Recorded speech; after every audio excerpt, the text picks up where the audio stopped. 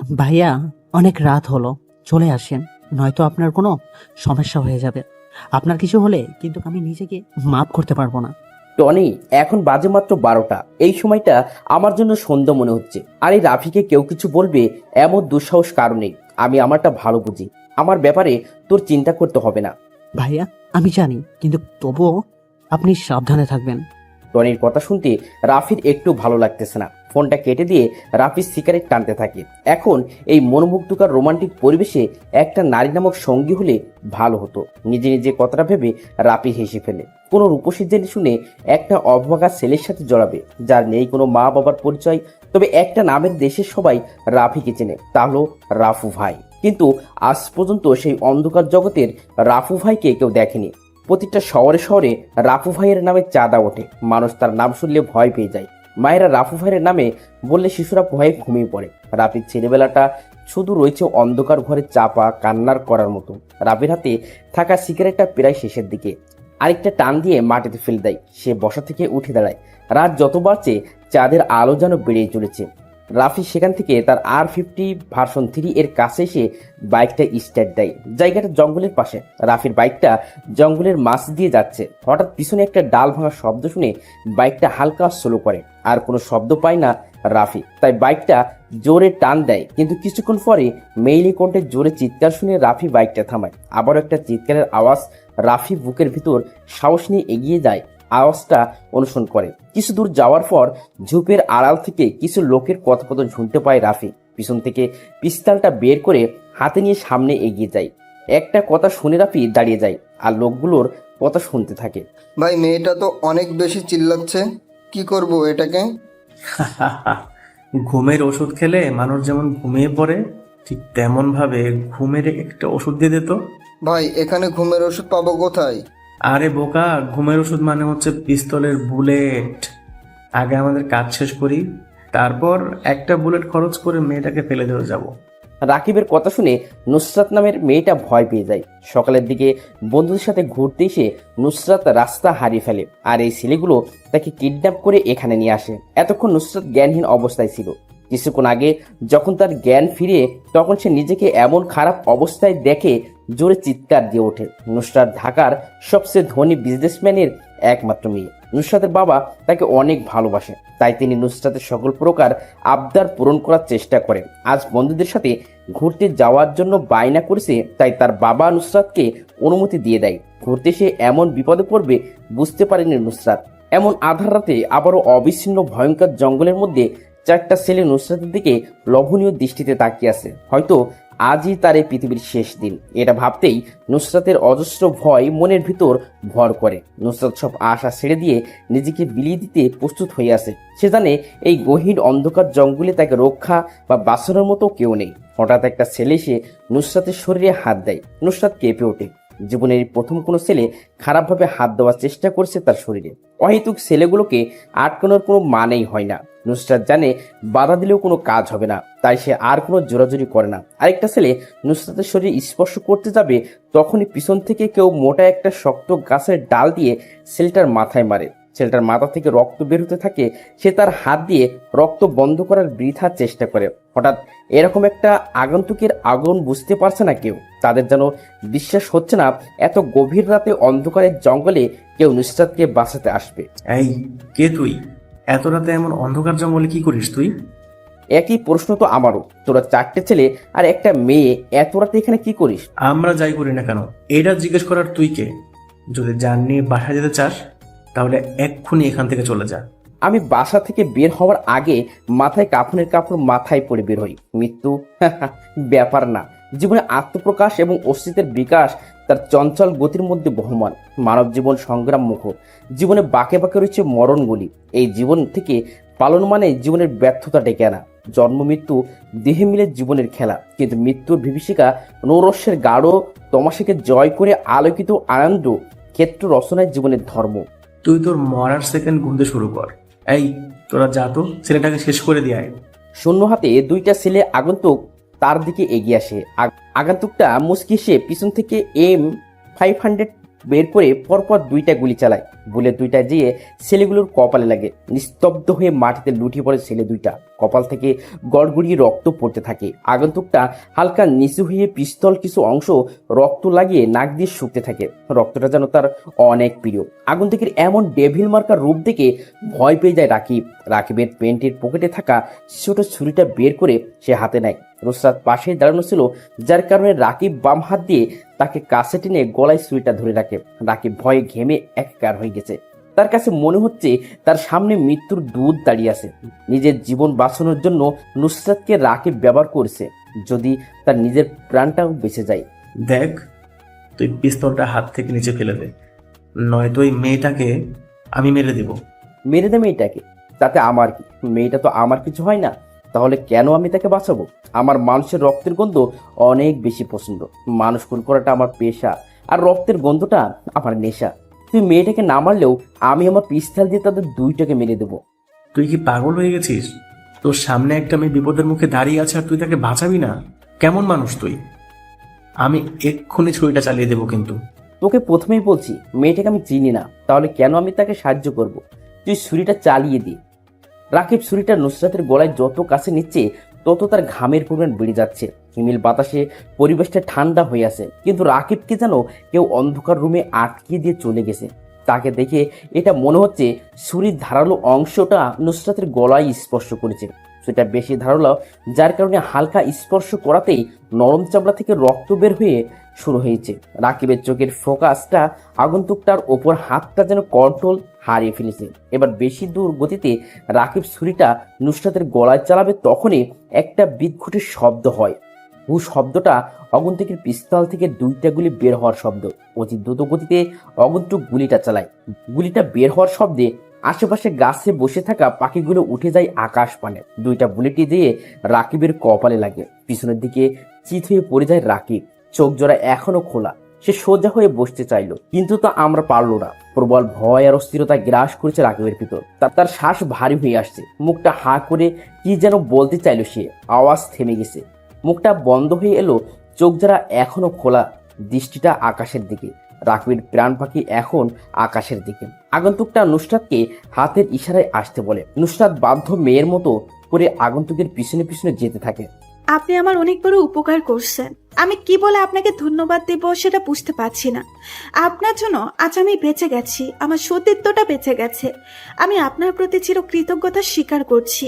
হঠাৎ পিছন থেকে নুসরাতের এমন কথা শুনে আগন্তুকটা পিছনে তাকিয়ে শব্দ করে হেসে বলে। কর্তব্য পালনের মধ্যেই মানব জীবনের গুরুত্বপূর্ণ পরিচয় প্রকাশ পায়। জীবনের সকল কর্মকাণ্ডের মধ্যে কর্তব্যকে অগ্রাধিকার দিতে হয়। বিশ্বজগতের কিছু দায় দায়িত্ব সম্পাদনের জন্যই মানুষকে সৃষ্টি করা হয়েছে। মানুষ যতদিন পৃথিবীতে অবস্থান করবে ততদিন তাকে কর্তব্য পালন করতে হবে। কর্তব্যের কাছে ভাই বন্ধু কেউ নাই। আপনি আমার অনেক বড় উপকার করেছেন, যদি আরেকটা উপকার করে দিতেন। জি অবশ্যই, বলেন আর কি উপকার করতে পারি আপনার জন্য? আসলে আমি আমার কিছু ফ্রেন্ডদের সাথে ঘুরতে এসেছিলাম। রাস্তা ফুল করে অন্য রাস্তায় চলে আসি আমি। তখনই সেই ছেলেগুলো আমাকে কিডন্যাপ করে এখানে নিয়ে চলে আসে। আপনি যদি আমাকে বাসায় যাওয়ার একটা ব্যবস্থা করে দিতেন। আগন্তুকটা নুসরাতকে নিয়ে রওনা দেয় তাদের গন্তব্যের উদ্দেশ্যে। আঁকাবাঁকা রাস্তা পাশ দিয়ে চলে গেছে হাওর। এমন নিশিরাতে দুইটা যুবক যুবতী একই বাইকে বসে আছে। কিছুক্ষণ আগেই তাদের দেখা, কিন্তু এখন মনে হচ্ছে তারা দুজন দুজনকে কত আগে থেকে চেনে। সকাল 8টা, রাফির ঘুম ভাঙে। কাল রাতে ভালো করে ঘুমাতে পারেনি রাফি। এখন সকাল সকালই টনি এসে রাফির ঘুমটা ভাঙিয়ে দেয়। বাসাটা অনেক পুরনো, কিন্তু ভিতর দেখলে মনে হয় না বাড়িটা এত পুরনো। দোতলায় বাসাতে রাফি, টনি আর কিছু কাজের লোক থাকে। নাস্তা করার জন্য রাফি নিচে এসে দেখে টনি আর কাজের লোকগুলো টেবিলে খাবার সাজিয়ে বসে দাঁড়িয়ে আছে। এটা তাদের প্রতিদিনের নিয়ম। রাফিকে সম্মান দেখানোর জন্য সবাই প্রতিদিনের এভাবে দাঁড়িয়ে থাকে। রাফি মুচকিসে চেয়ারটা টান দিয়ে খেতে শুরু করে। কিছুক্ষণ পর রাফি লক্ষ্য করে যে টনি এক মনে চেয়ে আছে তার দিকে, আর কোনো কিছু বলার অধীর আগ্রহ নিয়ে দাঁড়িয়ে আছে। এটা বুঝতে পেরে রাফি নিজে থেকে বলে, কি রে টনি, আমার দিকে এরকম করে চেয়ে আসিস কেন? মনে হচ্ছে কিছু বলতে চাস আমাকে? আসলে ভাই, আপনি তো জানেন আমি আপনাকে অনেক সম্মান করি। আপনার অনুমতি ছাড়া কি আমি আপনাকে বলতে পারি? যদি অনুমতি দেন তাহলে বলবো। বলে ফেল, কি বলবি, তবে যেটাই বলিস না কেন সেটা যেন খারাপ কিছু না হয়। ভাই, আপনি যে একটা সিদ্ধান্ত নিয়েছেন ছদ্মবেশ নিয়ে ঢাকা বিশ্ববিদ্যালয়ে ভর্তি হবেন, এটার কি দরকার ছিল? আপনি অযথা কষ্ট করবেন কেন? আমি না হয় ছদ্মবেশ নিয়েই ভর্তি হই। রাফি কোনো কাজ করার সিদ্ধান্ত নিলে তা আগে থেকেই সাজানো হয়ে থাকে। আমি চাই না আমার আসল পরিচয় কেউ জানুক, তাই ছদ্মবেশ নিয়ে আজই ভার্সিটিতে যাব। তুই সবকিছুর ব্যবস্থা কর। রাফির খাওয়া প্রায় শেষ। টেবিলের থেকে উঠে দাঁড়ায় সে। সামনে সোফার উপরে থাকা সিগারেট প্যাকেট আর লাইটার নিয়ে উপরে উঠতে উঠতে সিগারেট জ্বালায়। সিগারেটটা নিয়ে তার রুমের বেলকুনিতে এসে দাঁড়ায়। এখন থেকে শহরটা প্রায় বেশ ভালোই বোঝা যায়। সিগারেটের বিষাক্ত ধোঁয়াগুলো মুক্ত বাতাসের সাথে মিলিয়ে দেয় আকাশ পানে। আজ যেন রোদ্রের তাপটা একটু বেশি। ভোর থেকেই সূর্যটা একটু বেশি চেতে আসে। সেই রোদ্রে ঝকমক কিরণের অসহ্যকর তাপে রাফির শরীর ঘেমে একাকার হয়ে গেছে। সেই ঘামন্ত শরীর নিয়ে ঢাকা বিশ্ববিদ্যালয় ক্যাম্পাসে প্রবেশ করে রাফি। গুটি গুটি পায়ে গেট দিয়ে প্রবেশ করে ভার্সিটির নতুন একটা ছেলে, যার নাম রাফি। পরনে তার সাদা কালারের ফুল হাতার একটা শার্ট, বুকের বোতামটা লাগানো চকলেট কালারের ঢিলে ঢালে একটা প্যান্ট, পায়ে একজোড়া কম দামি চটি, চোখে মোটা ফ্রেমের স্টুডেন্ট চশমা, মাথা ভর্তি লম্বা লম্বা কালো চুল পাশ দিয়ে কাটিং করে সিঁতি কাটা, মুখটা শ্যামলা বর্ণের উজ্জ্বল। চশমা পড়ার কারণে রাফিকে কেমন যেন বোকা বোকা লাগছে। কম বেশি অনেক স্টুডেন্ট নতুন এই ছেলেটার দিকে তাকিয়ে আছে, বোঝার চেষ্টা করছে কে এই ছেলে। বছরের মধ্যের দিকে এসেছে ভার্সিটিতে, আর আগে কখনো এমন বোকা ছেলে ক্যাম্পাসে আবির্ভাব হয়নি। সবার কাছে রাফির হাস্যকর হাস্যকর মনে হচ্ছে। রাফি আশেপাশে তাকিয়ে ভার্সিটির বিশাল মাঠটা জোরে রয়েছে সবুজ রঙের সমাবেশ। মাঠের কোথাও কোথাও বসে আছে কিছু যুবক যুবতী, যারা নিজেদের প্রেম আলাপ নিয়ে ব্যস্ত, আর কিছু স্টুডেন্ট তাদের অহেতুক কথোপকথন নিয়ে ব্যস্ত। এই শহরের সবারই ব্যস্ততা বিরাজমান। কেউ ক্ষুধার তাড়নায় কাজের সন্ধানে ঘুরে বেড়ায় ব্যস্ত শহরে। এক মুঠো ভাতের আশায় অপেক্ষা প্রহর গুনতে হয় তাদের। কিন্তু এই শহর কি দেয় তাদের শূন্য হাতে ফিরিয়ে? দেয় তাদের? যাদের ঝুড়ি ঝুড়ি টাকা আছে, ক্ষমতা আছে, সবাই তার পিছনেই পড়ে আছে। রাফি আরেকটু সামনে এগিয়ে যায়। কিছু ছেলে বাইকের উপর আরাম করে বসে বসে সিগারেট ফুঁকছে, আর সামনে দিয়ে যে মেয়েগুলো যাচ্ছে সবার মুখের উপর ভিতর থেকে ছাড়া সে বিষাক্তগুলো নিক্ষেপ করছে। রাফি তাদেরকে পাশ কাটিয়ে চলে যাবে, তখনই বাইকের উপর বসা আরাফ নামের ছেলেটা রাফিকে ডাক দেয়। রাফি পিছন ফিরে দাঁতগুলো বের করে বোকার মতো একটা হাসি দিয়ে ছেলেগুলোর সামনে যেয়ে দাঁড়ায়। ছেলেগুলো রাফির দিকে মজার দৃষ্টিতে তাকিয়ে বলে, কি রে, কি নাম তোর? রাফু না, রাফি আমার নাম। রাফি নামটা ঠিক আছে, কিন্তু রাফু উচ্চারণ করিস কেন? রাফু ভাইকে চিনিস তুই? না না না না, আমি কোনো রাফু ভাইকে চিনি না। কে রাফু ভাই? তুই এমন করে আটকে আটকে কথা বলছিস কেন? মনে হয় রাফু ভাইয়ের নাম শুনে ভয় পেয়ে গেছিস। এই শহরে এমন কেউ নেই যে রাফু ভাইকে চেনে না। ছোট থেকে বড় সবার জন্য রাফু নামটা আতঙ্কের প্রতীক। ভাই, আমি সত্যি কখনো রাফু নামের কাউকে চিনি না। যদি আপনি দয়া করে আমাকে রাফু ভাইয়ের একটা ছবি দেখাইতেন, তাহলে ভালো করে চিনতে পারতাম। এই দেখ সবাই কি বলে এই ছেলে, সে নাকি রাফু ভাইকে দেখবে। শালা, রাফু ভাইকে চিনতে ছবির দরকার পড়ে না, তার নামটাই যথেষ্ট। আর তুই বলছিস রাফু ভাইকে দেখবি? ভাই, আপনিও কি রাফু ভাইকে দেখেন নাই? মাদারের বাচ্চা, কতক্ষণ ধরে বলবো রাফু ভাইকে কেউ কখনো নিজের চোখে দেখেনি। উনি এমন একজন লোক যার সামনে 100 জন মানুষ মারা কোনো ব্যাপার না।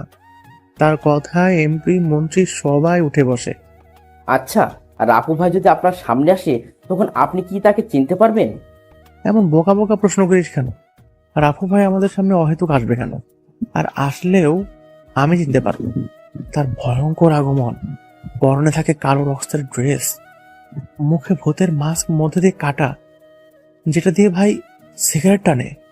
আরাফের কথা শুনে রাফি মুচকি হেসে বলে, ভাই, বর্ণনা শুনে মনে হলো উনি ভয়ঙ্কর একটা মানুষ। আর আমার মনে হয় রাফু ভাইয়ের সাথে আপনার দেখা হয়ে গেছে, সেটাও আবার অনেক কাছ থেকে, কিন্তু আপনার অজান্তেই হয়ে গেছে।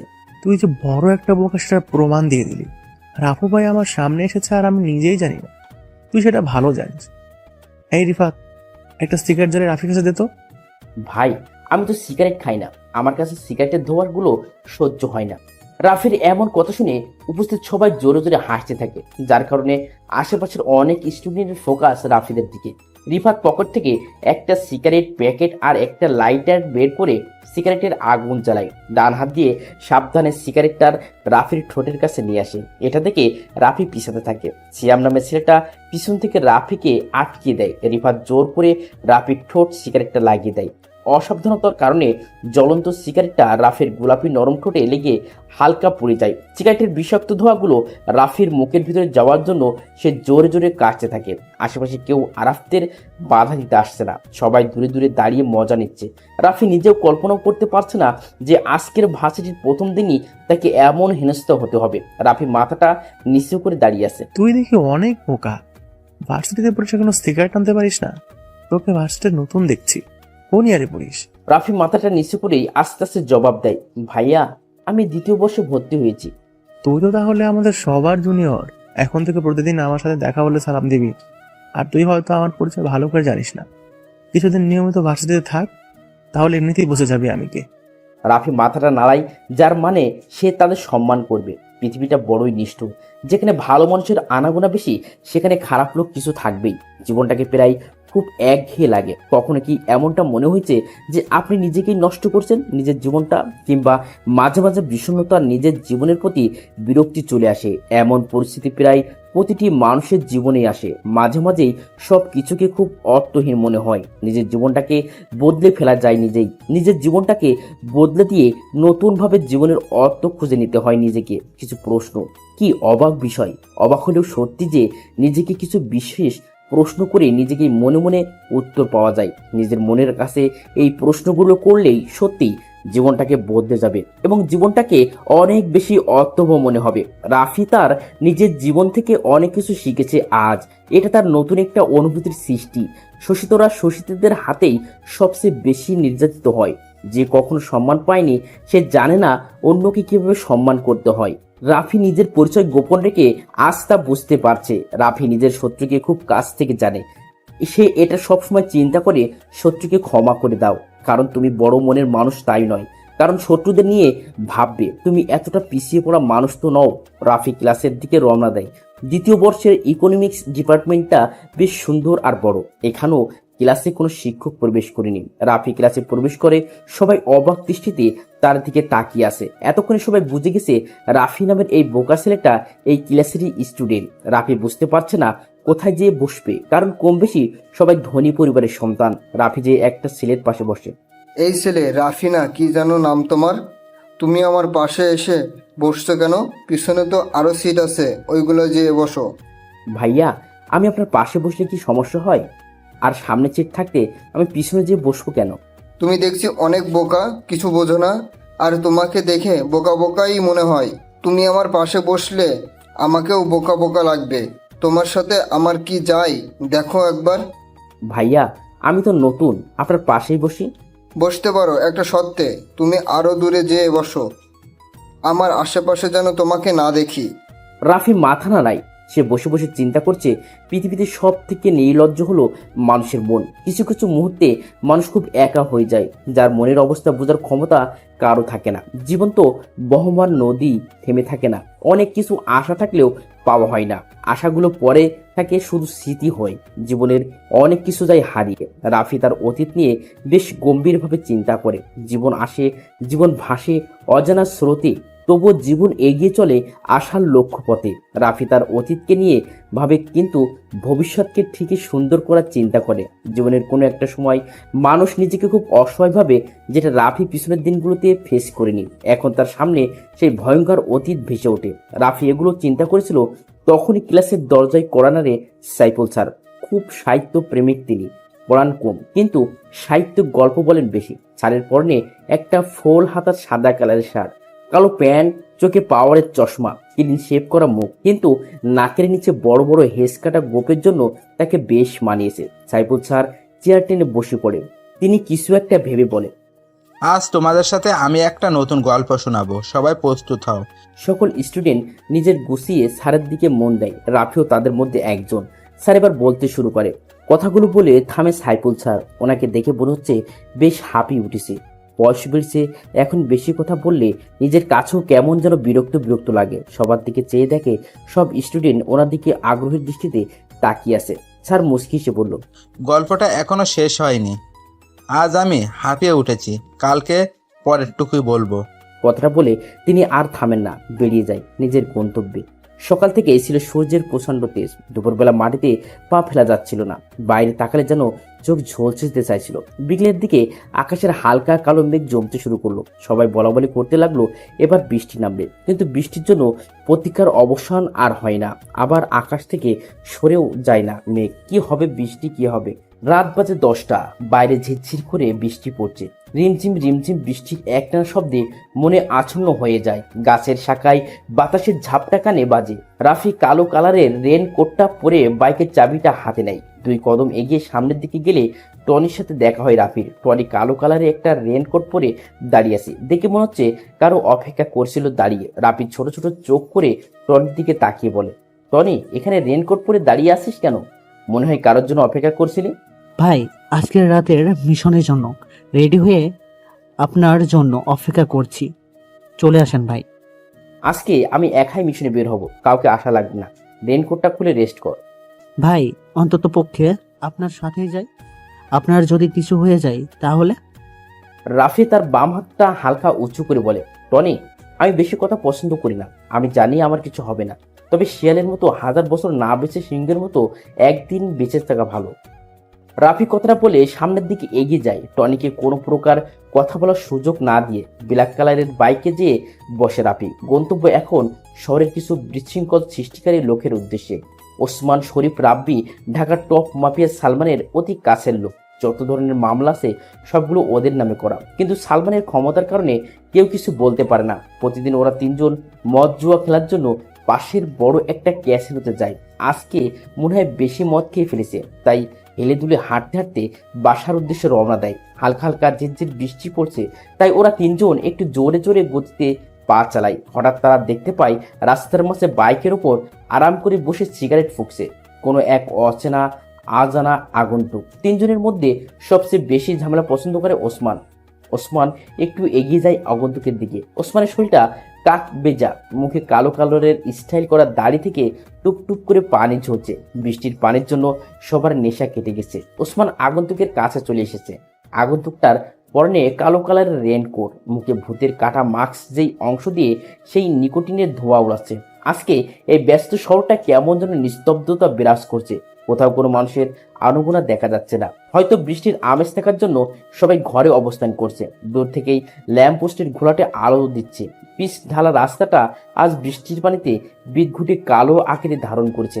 আগন্তুকের হাতে থাকা সিগারেটটা শেষ হয়ে গিয়েছে।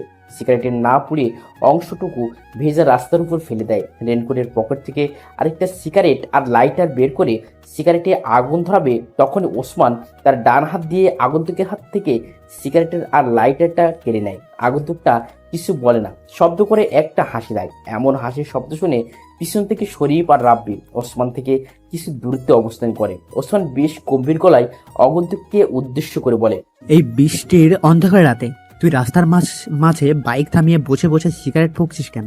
আগন্তুক কিছু বলে না, আবার একটা বিদঘুটে হাসি দেয়। এটা থেকে পিছন থেকে শরীফ উচ্চ কণ্ঠে বলে ওঠে, কি রে, তুই এমন করে হাসছিস কেন? কে তুই? আর এখানে স্থির হয়ে বসে আছিস কেন? আগন্তুকটা এবার মুখ খুলল।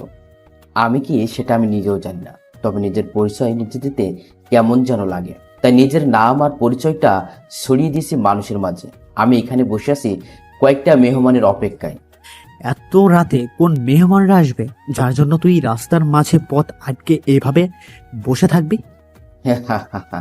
আমার মেহমান তো চলে এসেছে, কিন্তু কিভাবে তাদের অ্যাপয়েন্ট করব তা বুঝতে পারছে না। সবাই আশেপাশে পিছনে সামনে তাকায়, কিন্তু কাউকে দেখতে পায় না। ওসমান রেগে বলে, কোথায় তোর মেহমান? আমরা দেখছি না কেন? মজা করছিস আমাদের সাথে? জানিস আমরা কে? মেহমান নিজে যদি বলে মেহমান কোথায়, তাহলে এতে আমার কি করার আছে? আর আমি তাদের সাথে মজা করতে যাব কেন? তোরা কি আমার বন্ধু লাগিস? ভাই, তোরা কার লোক সেটা না বললেও আমি জানবো কি করে?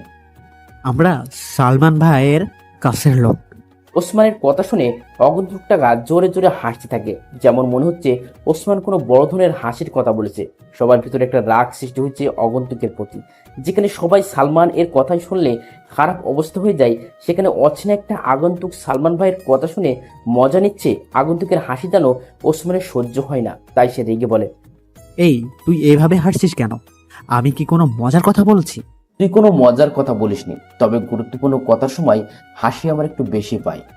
সবার সাথে গুরুত্বপূর্ণ কথা বলার সময় হাসতে নেই। হয়তো সেই লোকটা তার মতো সাইকো না। সাইকো শব্দটা ছোট, কিন্তু একটা মানুষ এই শব্দের জন্য অনেক কিছু থেকে পিছিয়ে যায়। আমি নিজেও জানি না যে আমি একটা সাইকো, তবে মাস্তানির ব্যাপারে আমি খুব সতর্ক থাকি। দেখ, অনেক রাত হয়েছে, আমি বুঝতে পারছি তোর কোনো মেহমান আসবে না। তুই আজকে মনে হয় বেশি খেয়ে ফেলেছিস, তাই আবল তাবল বকছিস। বাসায় যা, এমনিতেই ঠিক হয়ে যাবে। বস, আমি মদ খেলেও নেশা আমায় ধরতে পারে না। আমার ভিতর পুরোপুরি নেশা দিয়ে ডুবে আছে। আমার মেহমান চলে এসেছে, কিন্তু তাদের আপ্যায়নটা কিভাবে শুরু করব তা বুঝতে পারছি না। সেই কখন থেকে শুনছি মেহমান চলে এসেছে, কিন্তু কোথায় তোর মেহমান? আমাদের সামনে আসতে বল, আমরা তার আপ্যায়ন করব। আজকের সবচেয়ে বড় মেহমান তো তোরা সবাই, কিন্তু তাদের আপ্যায়ন যে কিভাবে করব। তুই যে একটা পাগল সেটা আমি বুঝে গেছি। রাস্তার মাঝে থেকে বাইকটা সরা তাড়াতাড়ি, আমরা যাব, নয়তো তিনজন মিলে তোকে এখানে মেরে চলে যাব, কেউ জানতেও পারবে না। তোদের জন্য কখন থেকে বাইকের উপর বসে বসে অপেক্ষা করছি, কিন্তু তোদের আসতে আসতে অনেক দেরি হয়ে গেছে। আমার আর ভালো লাগছে না। অ্যাকশন শুরু করি তাহলে। আগন্তুক কথাটা বলে রেইনকোটের পিছন থেকে একটা পিস্তল বের করে শক করে একটা গুলি করে। বুলেটটা যে সোজা ওসমানের কপাল বরাবর লাগে।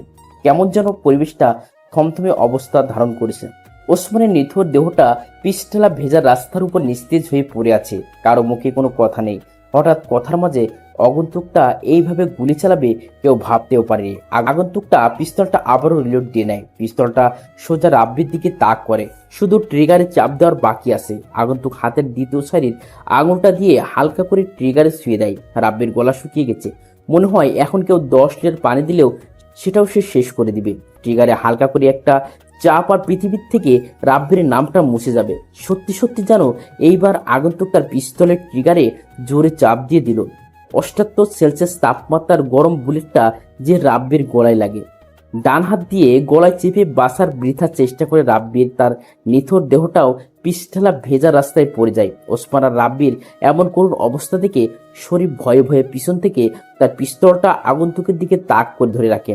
আগন্তুক সরু চোখে শরীফের দিকে চায়। শরীফ ছেলেটা অল্প বয়সেরই 23-24 হবে, হয়তো কালো রঙের শরীর, তার মুখে হালকা হালকা দাড়ি দেখা যাচ্ছে। শরীফের হাত কাঁপছে, তবুও সে আগন্তুকের দিকে গানটা ধরে আছে। আগন্তুক মাটি থেকে লাইটারটা উঠিয়ে প্যাকেট থেকে বের করে জ্বালায়। সোজা যেয়ে বাইকের উপর হেলান দিয়ে বসে। সিগারেট জোরে 2টা টান দিয়ে শরীফের উদ্দেশ্য করে বলে, কি রে, ভয় পেয়েছিস এগুলো দেখে?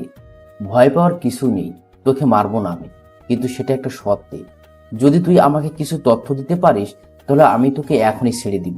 শরীফ মনে হয় কিছুটা নিশ্চিন্তে হয়েছে, তাই সে হাত দিয়ে পিস্তলটা নামিয়ে নেয়। ডান হাত দিয়ে মুখের ঘাম আর ছিটে ফোটা বৃষ্টির পানির ফোঁটাগুলো মুছে দেয়। এমন ঠান্ডা একটা পরিবেশ, শরীফ ভয় পেয়ে ঘেমে একাকার হয়ে গেছে। ভয় কাতর গলায় শরীফ বলতে থাকে, ভাই, কি তথ্য জানতে চান আপনি? নিরীহ মানুষকে ভয় পেতে দেখলে আমার অনেক মজা লাগে, কিন্তু আজ প্রথমে কাউকে দেখে কেমন যেন মায়া লাগছে। তুই এখন আমাকে বল, সালমানকে আমি কোথায় পাবো? ভাই, আমি কিভাবে বলবো সালমান ভাই এখন কোথায় থাকে? আমি কিছু জানি না এই বিষয়ে। ওসমান সব সময় সালমান ভাই এর থেকে বেশি থাকতো। আমি তো তেমন কিছু ভালো করে জানি না।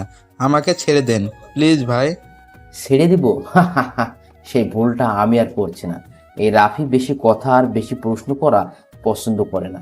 আমি নিজে নিজে সালমানকে বের করব, তবে এখন তোকে বাসি রেখে আমার ঠিক হবে না। ভালো থাকিস ওপরে। আগন্তুক তার পিস্তলটা দিয়ে সোজা একটা গুলি করে। গরম বুলেটটা যেয়ে শরীফের কপালে লাগে। কপাল ফেটে তাজা রক্ত বের হতে থাকে। বৃষ্টির আমেজ আজকে সবটা কেমন যেন নীরব হয়ে আছে। দূর থেকে ভেসে আসছে কিছু পাতি কুকুরের বিদঘুটে ডাক। হয়তো ওরা এতক্ষণে তাজা রক্তের গন্ধ পেয়ে গেছে। বৃষ্টি থাকার জন্য আসতে পারছে না। বৃষ্টির গতিবেগ বেড়ে চলেছে। ঝিরঝিরি থেকে এখন বড় বড় ফোঁটায় মুষলধারে বৃষ্টি পড়ছে। মাঝে মাঝে আবার জোরে জোরে বিদ্যুৎ চমকানোর বিকট শব্দে কেঁপে উঠছে শহরটা। জায়গাটা আগের মতোই থাকবে, তবে কাল সকাল থেকে এই জায়গায় মানুষ ভয়ে চলাচল করবে। জীবনটা এক যুদ্ধে কিছু চড়াই উচ্চাই থাকবেই, সবকিছু পেরিয়ে গেলে তবে তো জিত আসবেই। আগন্তুক শরীরে মৃত দেহের পাশে ছোট করে লেখে কিং এর রাফু ভাই। আগন্তুক সেখানে আর এক মুহূর্ত পর্যন্ত দাঁড়ায় না, বাইকটা স্টার্ট দিয়ে অন্ধকার রজনীতে তার গভীরতায় হারিয়ে যায়। সকাল প্রায় 8টার কাছাকাছি রাফি ঘুম থেকে উঠে নিজে এসে সোফায় বসে পড়ে। টনি চায়ের কাপটা হাতে নিয়ে রাফির সামনে থাকা টি টেবিলের উপর রাখে। গরম চা থেকে বাষ্প হয়ে নির্বিচ্ছিন্ন ধোঁয়াগুলো উঠতে থাকে। দুজনের মধ্যে এক প্রকার নীরবতা বিরাজ করছে। তখনই টনি রাফিকে উদ্দেশ্য করে কথাটা বলে। টনির কথায় রাফি হাত থেকে চায়ের কাপটা টেবিলের উপর রেখে ছোট ছোট করে একটা মুচকি হাসি দেয়। সামনের দেওয়ালে ফিট করা 32 ইঞ্চি টিভিটা রিমোট দিয়ে অন করে। প্রথমেই খবর চ্যানেলটা ভেসে ওঠে। একজন মহিলা খবর পড়ছে। ব্রেকিং নিউজ, আজ সকালে বনের একটা পরিত্যক্ত গোডাউনের পাশে 3টা লাশ পাওয়া যায়। পুলিশ এখনো তাদের তদন্তের কাজ চালিয়ে যাচ্ছে। তবে পুলিশের একটাই বক্তব্য, বাংলাদেশের সবচেয়ে বড় মাফিয়া লিডার রাফু ভাই এই খুনটা করেছে। কিন্তু রাফু ভাই এই শহরে এসে 3জন লোক খুন করেছে, এটা কি সত্যি নাকি রাফু ভাই সেজে অন্য কেউ এই খুনগুলো করেছে? সবাই এখন জনগণের কাছে অপুষ্ট আর পুলিশের কাছে ধোঁয়াশা। এখন এই পর্যন্ত এতক্ষণ আমাদের সাথে থাকার জন্য ধন্যবাদ। টনি অবাক হয়ে তাকিয়ে আছে রাফির দিকে। টনির কাছেও কেমন যেন ধোঁয়াশা মনে হচ্ছে সবকিছু। রাফি চায়ের কাপে তার গোলাপি রঙের ঠোঁটটা লাগিয়ে আর একটু চুমুক দেয়। টনির দিকে তাকায়। ছেলেটা রাফির জন্য অনেক চিন্তা করে।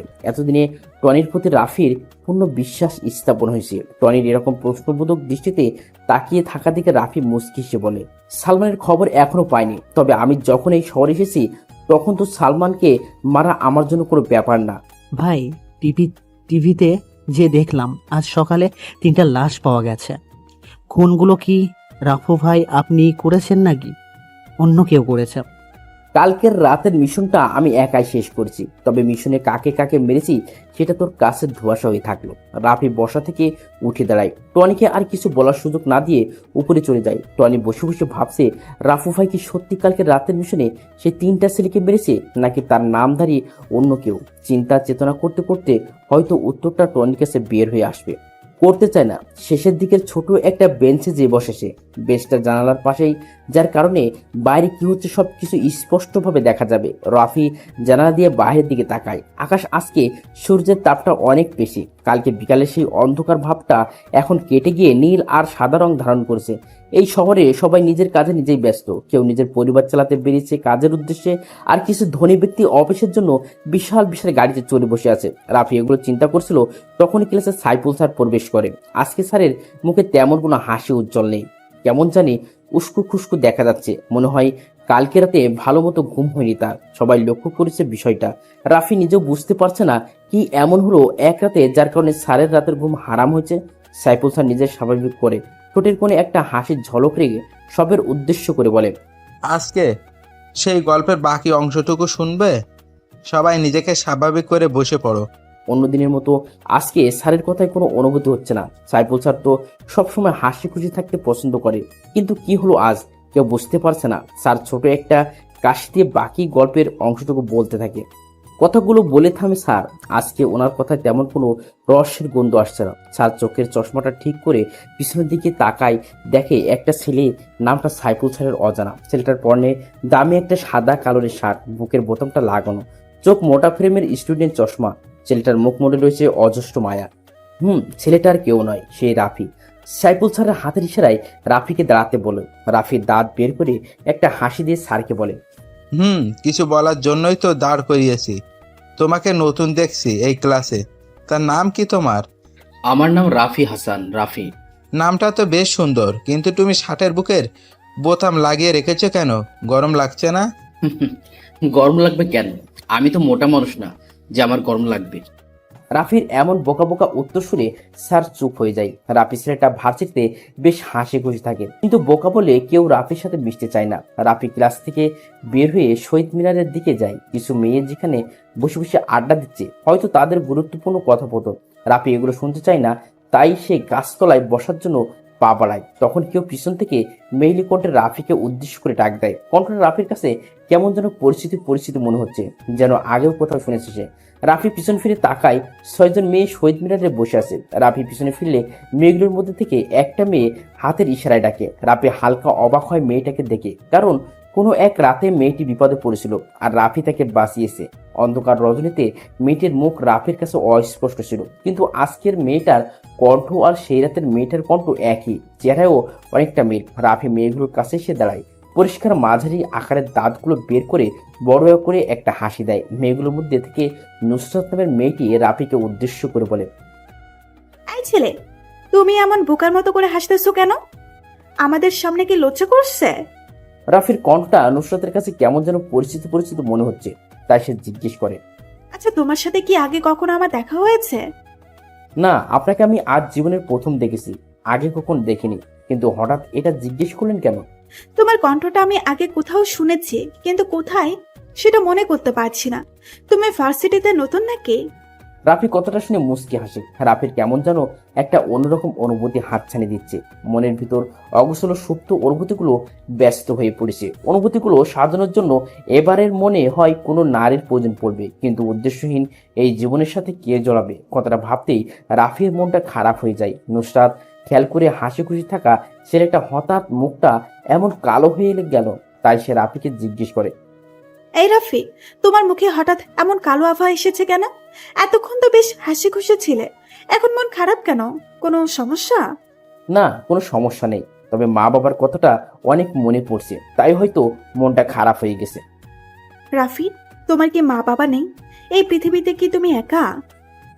আমি বড় একা। হ্যাঁ, আমি এই পৃথিবীতে বড় একটা অবহেলিত জনগোষ্ঠীর মধ্যে একজন। যখন জীবন তোমাকে কাঁদানোর একশ কারণ দেয়, জীবনকে দেখাও যে তোমার হাসির হাজার কারণ আছে। তুমি কখনো মন খারাপ করে থাকবে না, এটা তোমাকে মানায় না। তোমাকে শুধু হাসি উজ্জ্বল মুখেই মানায়। আমি চাই নিজেকে স্বাভাবিক রাখার জন্য, কিন্তু এই শহরের কিছু চেনা বেইমানের জন্য থাকতে পারি না। সেই ভয়ঙ্কর অতীত এখন আমাকে কুকটি কুকরে খায়।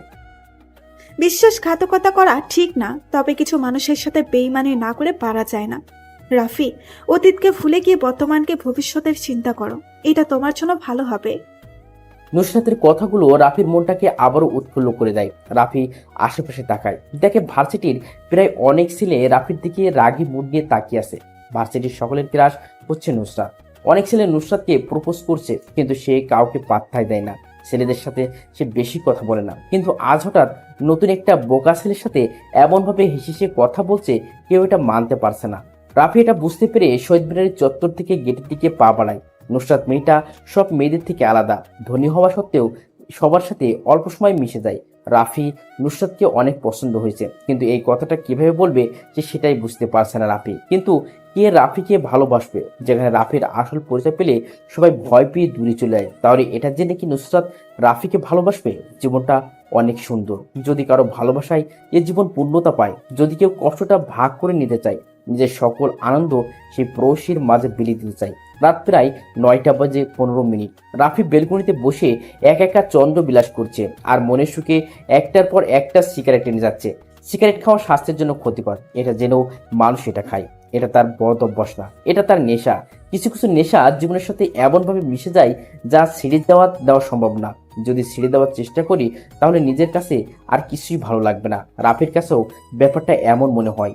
সে সিগারেট খাওয়াটা এনজয় করে, রাতের আকাশে চাঁদ দেখার মজাই আলাদা, কিন্তু একা চন্দ্রবিলাস করতে কেমন যেন অনুভূতিহীন লাগে। চন্দ্রবিলাস আর সিগারেট টানতে রাফি এমন ব্যস্ত যে টনি কখন এসে তার পাশে বসেছে সেটাও খেয়াল নেই তার।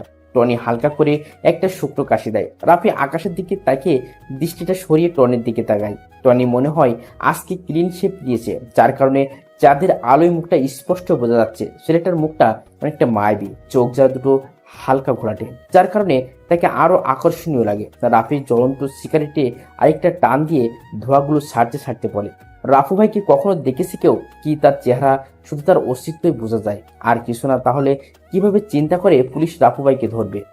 ভাই, আমার মনে হয় কি আপনার কিছুদিন মিশনে যাওয়া বন্ধ করে দিন। শহরের অবস্থা বেশি একটা ভালো না, প্রতিটা রাস্তায় পুলিশের কড়া নজরদারি চলছে। প্রত্যেকে দেখার জন্য কাজ করছে, আমি অদৃশ্য হয়ে তা করে বেড়াচ্ছি। রাফু ভাই না চাইলেই তাকে দেখার ক্ষমতা কারণে। আমি আল্লাহ ছাড়া কাউকে ভয় পাই না, তবে মনের ভিতরে একটা সংকোচ থেকে যায় আমার কাছের লোকগুলো যেন আমার সাথে বেইমানিটা না করে। ভাই, অনেক দিন ধরে একটা জিনিস জানার খুব আগ্রহ মনের ভিতর উতাল পাতাল করছে। আপনি যদি অনুমতি দেন তাহলে বলবো। বল কি জিজ্ঞেস করবি আমাকে, তবে এমন কোনো প্রশ্ন জিজ্ঞেস করবি না যেটা আমার পক্ষে উত্তর দেওয়া সম্ভব না হয়। ভাই, আপনার আপন জনেরা কোথায়? কি আপনার অতীত? কে এই সালমান, যাকে মারার জন্য আপনি এত মাইন্ড গেম খেলছেন? যেখানে আপনি একটা ফোন করলে সব ঝামেলা শেষ হয়ে যায়, সেখানে আপনি নিজেই সালমানকে খুঁজে বেড়াচ্ছেন। সব কিছু আজকে আমায় খুলে বলবেন। টনির এমন প্রশ্ন শুনে কিছুক্ষণের জন্য নিস্তব্ধ হয়ে যায় রাফি। টনির মুখে আজ পর্যন্ত এমন কথা শুনেনি রাফি, কিন্তু আজ হঠাৎ নতুন করে এমন একটা প্রশ্ন করে ফেলবে ভাবতেই পারছে না রাফি। যেই কালো অতীতের কথা মনে হলে রাফি নিজেকে এই পৃথিবীতে অনেক একা মনে হয়, আজকে সেই ভয়ঙ্কর অতীত সম্পর্কে কাউকে প্রথমবারের মতো করে বলতে যাচ্ছে রাফি। কি হলো ভাই, বলবেন না আমাকে সেই অতীতের কথা? আমি জানতে চাই ভাই, বলেন আমাকে। টনির কথাই রাফির ধ্যান ভাঙে। রাফি আজকে নিজের ভয়ঙ্কর অতীত সম্পর্কে কাউকে বলে কিছুটা কষ্ট দূর করতে চায়। রাফি আরেকটা সিগারেট জ্বালায়। নিস্তব্ধ এই পরিবেশে শোনা যাচ্ছে দুজন মানুষের নিঃশ্বাস ফেলার নীরব শব্দ। আজ জোনাফি কুপকার মন কারণে সেই পরিচিত ডাক। রাফি নিকোটিনের বিষাক্ত ধোঁয়াগুলো ছাড়তে ছাড়তে বলে, বলবো আজ আমি প্রথম কাউকে বলবো আমার ভয়ঙ্কর অতীত সম্পর্কে। তবে আমার অতীতের কথা শুনে কিন্তু তুই কোনো কথা বলতে পারবি না। ভাই, আপনি শুরু করেন প্লিজ, আমি আর অপেক্ষা করতে পারছি না। রাফি একটা দীর্ঘ নিঃশ্বাস ফেলে বলতে শুরু করে, সময়টা আরো 10 বছর আগের, যখন আমার বয়স 15 বছর। বাবা মা, আমি, চাচা চাচি আর একটা ছোট চাচাতো ভাই নিয়ে আমাদের পরিবার ছিল। সেই পরিবারের সবচেয়ে আদরের সন্তান ছিলাম আমি। আমার বাবা আর চাচার অনেক বড় বিজনেস ছিল, শহরে অনেক নাম ডাক ছিল, শত্রুর কোনো অভাব ছিল না, হেসে খেলে জীবন পার হচ্ছিল আমার। কিন্তু হঠাৎ আমার সেই হাসি খুশির জীবনে নেমে আসে অন্ধকারের প্রতিচ্ছবি। রাতে বাবা মাকে জীবিত দেখে ঘুমোতে গেছি, কিন্তু সকালে ঘুম থেকে উঠে মা বাবার রক্ত রঞ্জিত গলা কাটা দেহ দেখে বেশ অবাক হয়ে গেছিলাম। বাকরুদ্ধ হয়ে যায় আমি, বলার মতো কিছু ছিল না আমার। অঝরে কান্না করেছি আমি। আমাকে সান্ত্বনা দেওয়ার মতো পৃথিবীতে আর কেউ ছিল না। দিন পার হয়, মাস আসে, আমার প্রতি সবার অবহেলা বাড়তে থাকে। চাচা চাচির মাথার বোঝা হয়ে গেলাম আমি। কেউ আগের মতো আদর করে না আমায়। খেয়েছি নাকি খালি পেটে আসি জানার চেষ্টাও করে না কেউ। জীবনটা মরুভূমির মরীচিকার মতো হয়ে গেছে। কিছুদিন এইভাবে চলতে থাকার পর আমি চাচিকে বলি, ছোট মা, তোমরা সবাই আগের মতো আদর করো না কেন? আমার সাথে তেমন ভালো করে কথাও বলো না কেন? কি বলবো তোর সাথে?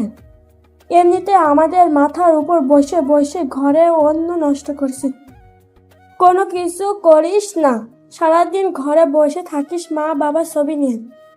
এখন থেকে যদি প্রতিদিন খেতে চাই হয়, তাহলে ঘরে কাজের লোকের সাথে কাজ করে খাবি, নয়তো কাল থেকে তোর খাওয়া বন্ধ।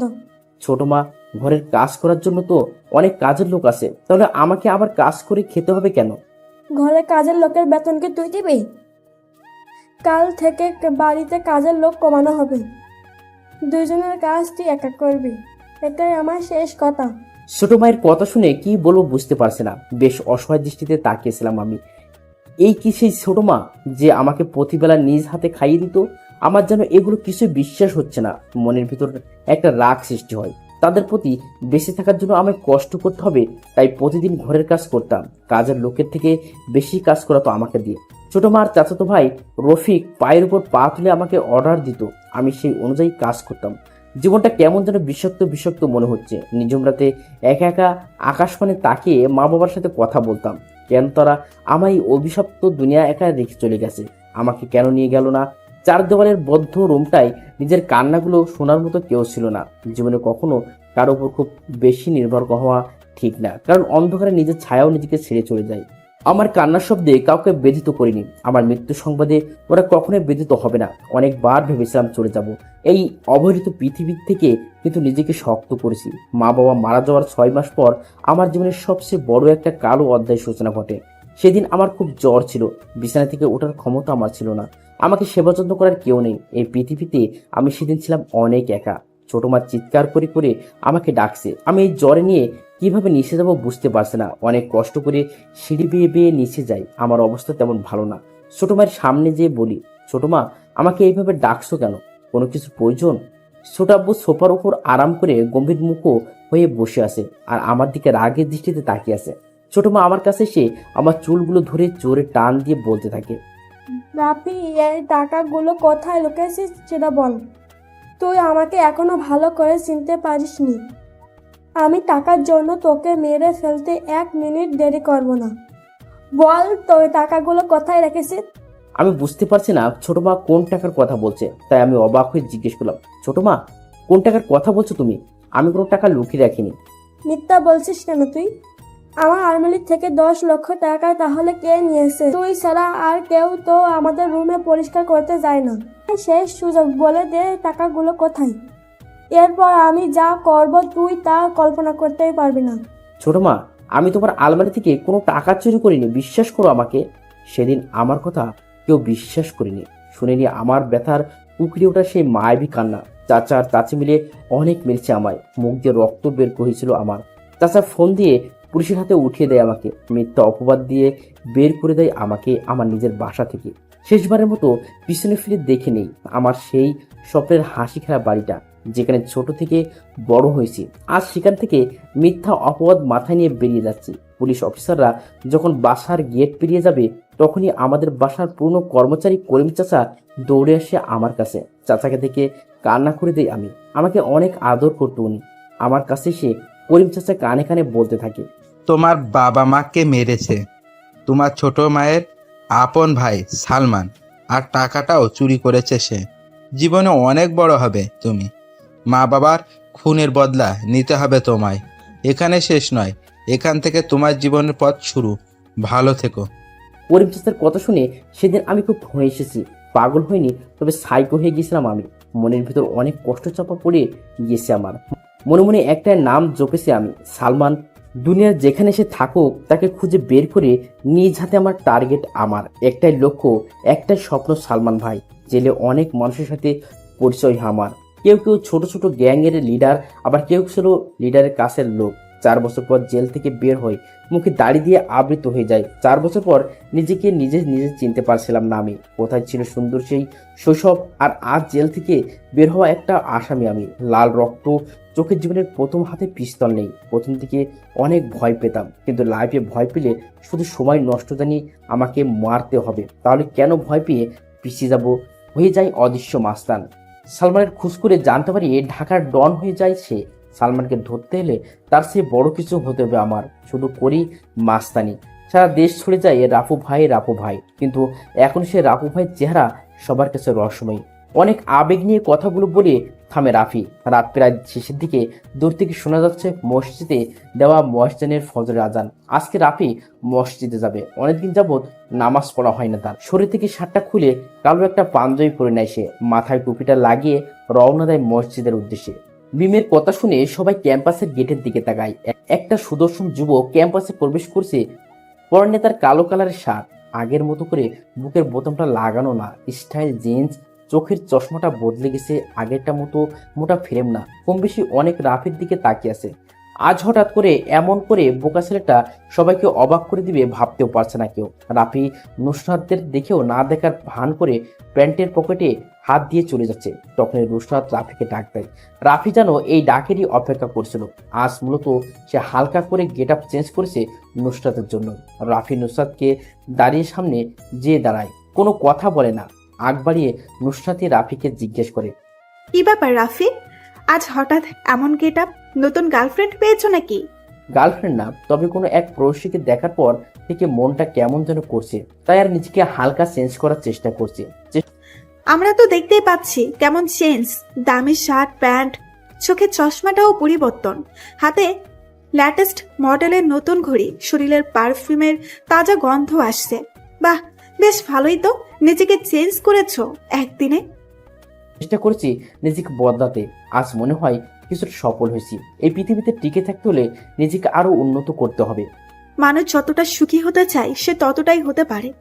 সুখের কোনো পরিসীমা নেই। ইচ্ছে করলেই সুখকে আমরা আকাশ অভিসারী করে তুলতে পারি।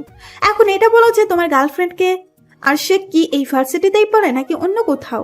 আমাদের সাথে পরিচয় করিয়ে দেবে কখন? কথাটা শুনে রাফি নুসরাতের কাছে যায়। রাফির শরীরে দেওয়া মারাত্মক পারফিউমের ঘ্রাণ নুসরাতকে কেমন যেন আকর্ষণ করছে।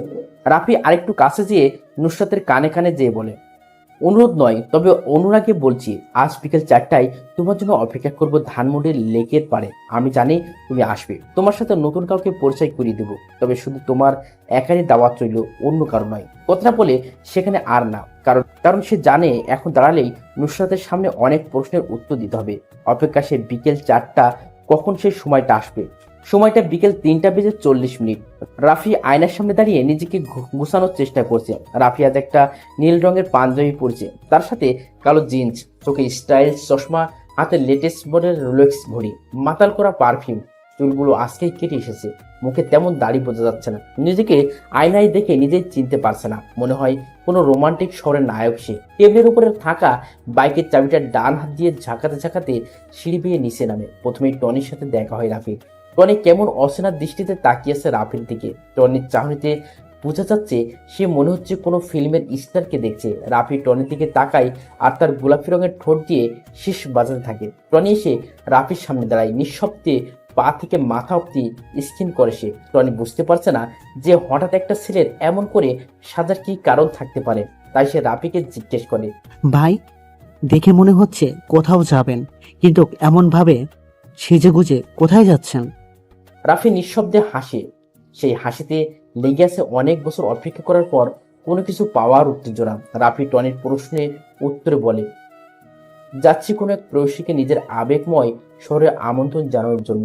কিন্তু ভাইকে সে অচেনা প্রেয়সী, যার জন্য আজ এত বছর নিজের সমাপ্তি অনুভূতির শহরে তাকে জানান দিচ্ছেন। সময় হলে সবকিছু জানতে পারবি। আমি না বলা পর্যন্ত কোনো বেশি কথা আমি পছন্দ করি না, সেটা তুমি ভালো করেই জানিস। ভাই, রাস্তায় যদি কোনো ঝামেলা হয় তাহলে সাথে সাথে আমাকে ডাকবেন, আমি চলে আসবো। কিন্তু আপনি কোনো ঝামেলা করলেই ফেঁসে যাওয়ার ভয় বেশি। রাফি যদি নিজের ইচ্ছায় ধরা না দেয়, তাহলে পৃথিবীতে এমন কোনো পুলিশ নেই, এখন জন্ম নেয়নি, যে কিনা আমাকে ধরে থানায় নিয়ে যাবে। টনি কিছু বলতে যাবে, কিন্তু তার বলতে পারে না। এর আগেই রাফি সেই জায়গাটা ত্যাগ করে। ধানমন্ডির এই রাস্তাটা আজ বেশ ফাঁকা। কিছুক্ষণ পর পর 2-3টা গাড়ি দ্রুত গতিতে যাচ্ছে। দেখে মনে হয় তাদের কোনো গুরুত্বপূর্ণ কাজ ফেলে এসেছে। যদি এটা এখন না করে তাহলে সবকিছু শেষ হয়ে যাবে এমন অবস্থা। কিন্তু কিছুই শেষ হবে না, না হয়তো কিছু সময় নষ্ট হতে পারে। ওরা এটা বুঝে না যে এত দূর গতিতে গাড়ি চালালে ভীষণ ঝুঁকি, কোনো বড় ধরনের দুর্ঘটনার শিকার হতে পারে। রাফি ফাঁকা রাস্তা পেয়ে একটু জোরে বাইকটা চালাচ্ছে। বিকেলে ধানমন্ডির এই লেকের পাড়ে অনেক কাপড়রা ঘুরতে আসে। রাফির আজ এটা প্রথম অভিযান, বলতে গেলে নতুন কোনো অনুভূতির প্রকাশ করতে যাচ্ছে। কিন্তু নুসরাত কি মেনে নিবে রাফিকে? কোনো ঘটনা ঘটার আগেই তো নিয়ে ভাবতে নেই। পরে দেখা গেছে সবকিছু নিজের কাছে ঘুলিয়ে যাচ্ছে। বর্তমানকে উপেক্ষা করে ভবিষ্যৎকে নিয়ে বেশি চিন্তা করা ঠিক না। নুসরাত একটা বেঞ্চের উপর বসে আছে, পরনে তার কালো কালারের একটা শাড়ি, হাতে কিছু রঙিন চুড়ি সমাহার, মুখে কোনো কৃত্রিম মেকআপ করা নেই। এমনিতে নুসরাতকে বেশ সুন্দর লাগে। মাথার চুলগুলো বাঁধা অবস্থায় না থাকলে তাকে যেন আরো মোহনীয় লাগতো। রাফি নুসরাতের সামনে এসে বাইক কষে ব্রেক করে। নুসরাত অন্যমনস্ক থাকায় হঠাৎ বাইক থামায় হালকা ভয় পেয়ে যায়। নুসরাত ছোট ছোট চোখ করে সামনের দিকে তাকিয়ে হাসি উজ্জ্বল সুদর্শন একটা যুবক বাইক থেকে নামে। ছেলেটার শরীর গঠন বেশ ভালো, তবে ছেলেটা যেন রাফি, এটা চিনতে নুসরাতের বেশি সময় লাগেনি। দুজনেই দিকে অপলক দৃষ্টিতে তাকিয়ে আছে, মনে হয় 1000 বছর পড়ছে যেন তাদের। রাফি পিছন থেকে একটা তাজা গোলাপ বের করে হাঁটু গেড়ে প্রপোজ করার স্টাইলে নুসরাতের সামনে বসে বলতে থাকে, ভালোবাসা কি তা আমি জানি না, তবে কোনো এক অন্ধকার রজনীতে তোমাকে দেখে আমার মনের ভিতর লুকিয়ে থাকা সুপ্ত অনুভূতিগুলো কেমন যেন ব্যস্ত হয়ে পড়েছে। তোমাকে ভালোবাসি কথাটা বলার জন্য মনটা অনেকভাবে প্যারা দিচ্ছিল। আজ আমি সত্য তোমার সামনে বসে তোমাকে ভালোবাসি কথাটা বলতে পেরে। তুমি সেই কবিতা যা প্রতিদিন ভাবি লিখতে পারি না, তুমি সেই ছবি যা কল্পনা করি আঁকতে পারি না, তুমি সেই ভালোবাসা যা প্রতিদিন চাই কিন্তু তা কখনোই পাই না। আজ আমি অনেক করে পেতে চাই তোমার সেই মোহনীয় ভালোবাসার পরশ, যার জন্য অপেক্ষায় আছি প্রতিটা ক্ষণ। ভালোবাসা কি তপ্ত মরুর বালুর শিকা? ভালোবাসা কি নদীর স্রোতে ভাসমান কোনো নৌকা? ভালোবাসা কি ভেসে আসা কোনো সুখের ভেলা? ভালোবাসা কি দুঃখের মাঝে হাসি মিশ্রিত কান্না? ভালোবাসা কি কোনো এক অজানা ঠিকানা? আজ আমি খুব করে বলবো, ভালোবাসি তোমায় প্রেয়সী, ভালোবাসি। রাফি একটা মানুষের পছন্দ থাকতেই পারে, এটার জন্য তাকে বেশি চাপ দেওয়া যাবে না। তোমার প্রপোজটা আমি মনে হয় গ্রহণ করতে পারবো না। রাফি মুস্কি হাসে। রাফি দেখতে পারছে নুসরাতের দৃষ্টিটা তার বাইকের উপর। নুসরাতের চোখে কোনো কিছু জানার অনেক আগ্রহ দেখতে পারছে রাফি। কি কারণে তুমি আমার প্রেম নিবন্ধনটা গ্রহণ করতে পারছো না সেটা কি আমি জানতে পারি? অবশ্যই ছেলেদের প্রতি আমার কোনো আগ্রহ নেই, তবে একটা ছেলেকে দেখে আমার সেই ধারণাটা পাল্টে যায়, কারণ আমার জীবনে কোনো এক করুণ মুহূর্তে সেই ছেলেটা এসে আমাকে বাঁচায়। সেই দিন থেকে আমার মনের একটা জায়গা তার জন্য বরাদ্দ হয়ে গেছে। রাফি এবার একটু শব্দ করে হেসে বলে, আচ্ছা নুসরাত, সেই ছেলেটা কি তোমাকে কোনো এক অন্ধকার জঙ্গল থেকে মানুষ নামে পশুর হাত থেকে রক্ষা করেছিল? হ্যাঁ হ্যাঁ, কিন্তু তুমি এটা কি করে জানলে? এই ঘটনাটা তো আমি ছাড়া তেমন কেউই কিছুই বলেনি। তুমি এটা কিভাবে জানলে সেটা আমাকে বলো। রাফি কিছু বলে না, ঠোঁটের কোণে রসময় হাসি থেকে লেকের পাড়ে নিঃশব্দে হাঁটতে থাকে। পিছনে পিছনে যে নুসরাত আসছে সেটা রাফি বেশ ভালোই বুঝতে পারছে। কি হলো রাফি, তুমি কিছু বলছো না কেন? এমন করে হঠাৎ চুপ হয়ে গেলে কেন? নুসরাত, আমার বাইকটা দেখে কি তোমার চেনা চেনা লাগছে? দেখো তো ভালো করে, কোথাও এমন বাইক দেখেছো কিনা? আমি বেশ কিছুক্ষণ ধরে তোমার বাইকের উপর লক্ষ্য করছি। আমাকে সেই রাতে যেই আগন্তুকটা বাঁচিয়েছে তার বাইকটাও দেখতে তোমার বাইকের মতো। সেই অচেনা আজানা আগন্তুকটা যদি আমি হই তাহলে কি মন্দ হবে? মানে কি বলতে চাচ্ছ সেটা ক্লিয়ার করে বুঝিয়ে বলো আমাকে। সেদিন রাতে আমি চন্দ্রবিলাস করতে জঙ্গলের পাশে একটা বড় পুকুরের পাড়ে বসেছিলাম। বাইক দিয়ে যখন আমি জঙ্গলের মাঝপথ দিয়ে চলে আসবো তখন একটা মেয়ে আতঙ্কের চিৎকার শোনা সেই দিকে এগিয়ে যায়। বাকিটা মনে হয় আমার আর কিছু বলার নেই। রাফি কথাটা বলে দীর্ঘ নিঃশ্বাস ফেলে। নুসরাতের কাছে যেন কথাটা বিশ্বাস হচ্ছে না। খুশিতে আত্মরা হয়ে গেছে সে। অনেকদিন ধরে খোঁজ করা সে রাজকুমারকে পেয়ে গেছে। নুসরাত দিয়ে রাফিকে পিছন দিয়ে আঁকড়ে ধরে। রাফি পিছন ফিরে তাকায়, নিজের কাছেও বিশ্বাস হচ্ছে না নুসরাত তাকে জড়িয়ে ধরে আছে। এই শহর রাফিকে আজ অনেক বড় একটা উপহার দিয়েছে। অবিরত শহর তাকে পৃথিবীতে বাঁচার জন্য একটা অক্সিজেনের ব্যবস্থা করে দিয়েছে। আজ রাফি অনেক খুশি। এলিমুলোর জীবনটাকে গুছানোর সময় চলে এসেছে। নুসরাত কে বাইকের পিছনে বসিয়ে বাইকটা স্টার্ট দেয়। আজ ওরা দুজন এই ব্যস্ত শহরটাকে মাখিয়ে দিবে তাদের ভালোবাসার রং দিয়ে। সময় রাত 10টার কাছাকাছি। সালমান নিজের আস্তানায় অবস্থান করেছে। পায়ের ওপর পাতিলের সোফায় বসে সিগারেট টানছে সে। অনেক চিন্তার হ্রাস করছে তাকে। রাফু ভাই শহরে আগমন করছে, এটাই তার বড় চিন্তা। রাফু ভাই যে কতটা ভয়ঙ্কর সেটা সম্পর্কে সালমানের ভালোই ধারণা আছে। সালমান বসে বসে যখনই এগুলো চিন্তা করছিল তখন রাহাত সামনে এসে দাঁড়ায় আর বলতে থাকে, ভাই, সেদিন ওসমান শরীফ আর রাব্বিকে রাফু ভাই নিজ হাতে খুন করেছে। এখন তার সবচেয়ে বড় টার্গেট হলো আপনি। কিছুদিন আপনাকে সাবধানে থাকতে হবে। কোনোভাবে আপনার খুঁজে সে পেয়ে গেলে শেষ করে দিবে সব। কথাটা শুনে সালমান বসা থেকে উঠে দাঁড়ায়। হাত থেকে সিগারেটটা ফেলে মদের গ্লাসটা হাতে নিয়ে তা খেতে থাকে। এখন মনে হয় সালমানকে মদের নেশায় ধরেছে। টেবিলের উপর থেকে পিস্তলটা নিয়ে কিছুক্ষণ নাড়াচাড়া করে সামনের কাছে পরপর 2টা গুলি করে। নাক দিয়ে পিস্তলের গন্ধটা শুকতে থাকে। রাহাত জানে সালমান বেশি টেনশনে থাকলে এমনই কিছু করে। নেশাগ্রস্ত গলায় রাহাতকে উদ্দেশ্য করে বলে, রাফু আমার কিছু করতে পারবে না। আমি নিজ হাতে ওই রাফুকে মারবো, নয়তো আমার শান্তি হবে না। নিজ হাতে কিভাবে রাফু ভাইকে মারবেন? আমরা তো এখনো পর্যন্ত তার চেহারাও দেখতে পাইনি। তাহলে কিভাবে রাফুর কাছে যাব? সে তো অদৃশ্য মাস্তান হয়ে মিশনে বের হয়। আছে আছে, এমনই একজন আছে যে রাফুকে অনেক কাছ থেকে দেখেছে। কে সেই ব্যক্তি যে রাফু ভাই এর মতো ভয়ানক মাস্তানের সম্মুখীন হয়েছে? রাফুর অনেক কাছের লোক, তার অতি বিশ্বাসের একটা ছেলে। আমাকে রাফুর সামনে নিয়ে যাবে। রাফু ভাইকে সামনে থেকে মারা যাবে না, পিছন থেকে মারতে হবে। কিন্তু ভাই, আমি একটা ব্যাপার বুঝতে পারছি না, সে কেনই বেইমানি করবে? টাকা টাকা পৃথিবীর সব বিশ্বাস, বন্ধুত্ব আরো যা আছে সবকিছু এই জিনিসটা দিয়ে কিনে নেওয়া যায়। আমি টাকা দিয়ে কিনে নিয়েছি তাকে। রাফুর সব খবর সে আমাকে দিবে। এটা বাম হাতের জ্বলন্ত সিগারেট। রাফি 2 প্যাকেট ব্যঞ্জন সিগারেট নেয়। 3টা ছেলেই অবাক হয়ে যায় রাফির কাণ্ড দেখে। যেখানে মানুষ টাকার জন্য 5 টাকার পাইলট সিগারেট খায়, সেখানে তো রাফি 600 টাকা দিয়ে 2 প্যাকেট ব্যঞ্জন সিগারেট নিচ্ছে। রাফি নতুন প্যাকেট একটা সিগারেট বের করে দোকানের লাইটারটা নিয়ে সিগারেটের আগুন জ্বালায়। 2টা টান দিয়ে পিছনে ফিরে তাকায় রাফি। 3টা ছেলেই লোভনীয় দৃষ্টিতে চেয়ে আসে তার দিকে। মুচকিছে রাফি প্যাকেট থেকে আরো 3টা সিগারেট বের করে ছেলে 3টার হাতে দেয়। মোটামুটি ছেলেগুলোর মুখে তৃপ্তির হাসি দেখে মিলল। ওরা যেন এই সিগারেটের আশায় রাফির দিকে চেয়েছিল। রাফি দোকান ত্যাগ করে মানুষের সাথে বেশি মিশে গেলে সম্মান কমে যায়। নিজের কোনো মূল্য থাকে না অন্যের কাছে।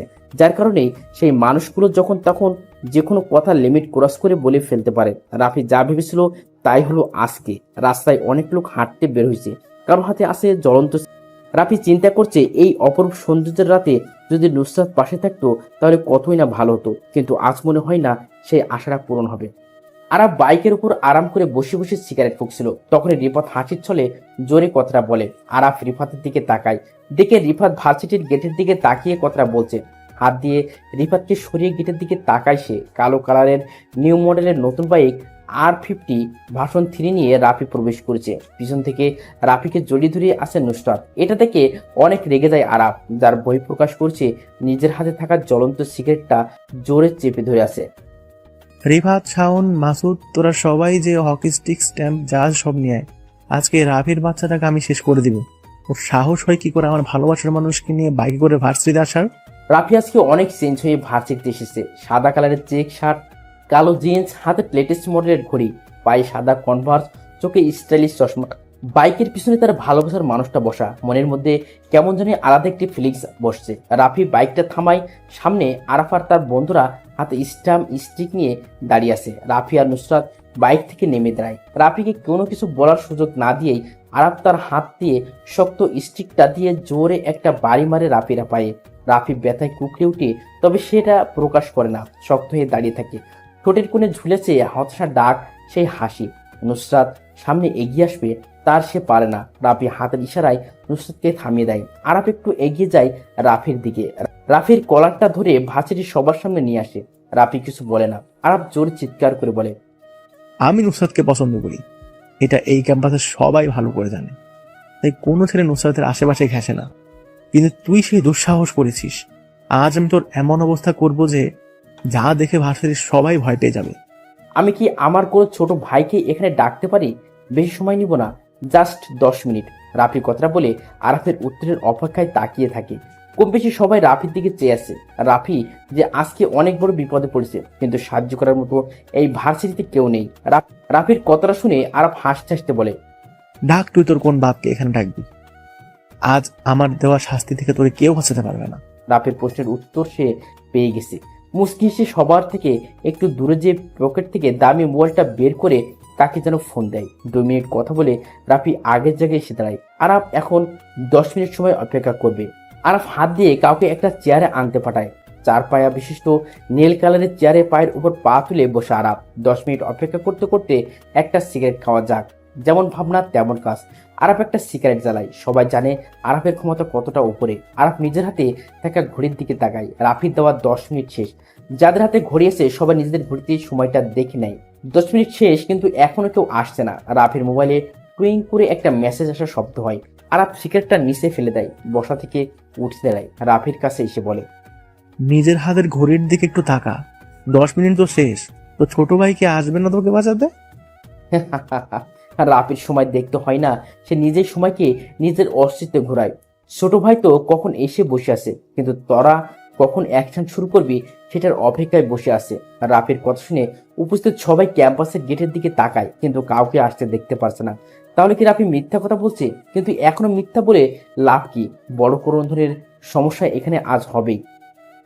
কোথায় তো ছোট ভাই, আমি দেখতে পাচ্ছি না কেন? নাকি আমার ভয় লেজ গুটিয়ে পালিয়েছে? রাফি কখন কাউকে মিথ্যা কথা বলে না, এটা তার পছন্দ না। আমি একবার যখন বলেছি তখন তো নিশ্চয়ই আমার ছোট ভাই এসেছে, কিন্তু সে সবার চোখের আড়ালে। তোর দেখি অনেক মুখ ফুটছে। এতদিন দেখতাম ভার্সিটিতে বোকার মতো আসতি, এখন মেয়ে বেয়ে এদিকে পুরো চেঞ্জ। ভালো, বেশ ভালো। তোর এই পরিবর্তনটা আমার কাছে খুব ভালো লেগেছে। আমি নিজেকে পরিবর্তন করছি ঠিকই, কিন্তু সেটা কোনো মেয়ের জন্য নয়। তোর এত সাহস আসে কোথা থেকে সেটা আমি বুঝতে পারছি না। সাহস ছোট থেকেই আমার। আজ নুসরাতের ভালোবাসার জোরটা একটু বেশি। আজ ভালোবাসা তোর মুখ থেকে আমি চিরতরে শেষ করে দেব, আর কখনো নুসরাতের দিকে তাকার সাহসও পাবি না তুই।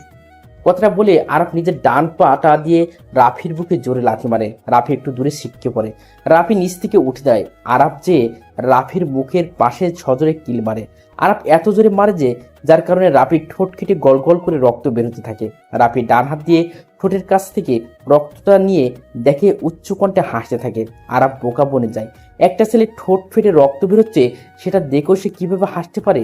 রাফি কি পাগল হয়ে গেছে, নাকি কেউ কিছু বুঝতে পারছে না? রিফাত পিছন থেকে রাফির কাছে যেয়ে দাঁড়ায়। হাতে থাকা স্ট্যাম্পটা রাফিকে বাড়ি মারবে, তখনই কোথা থেকে একটা স্নাইপের বুলেট এসে রিফাতের ডান পায়ে লাগে। রিফাত নিচে পড়ে যায়। ব্যথায় তার অবস্থা খারাপ। পা থেকে রক্ত পড়তে থাকে। সে নিচে বসে বসে 2 হাত দিয়ে রক্ত বন্ধ করার বিতার চেষ্টা করে। রাফি শব্দ করে হাসে। এই হাসিটা যেন আরাফের পছন্দ হয় না। রাফির হাসি তার কাছে বিষের মতো মনে হচ্ছে।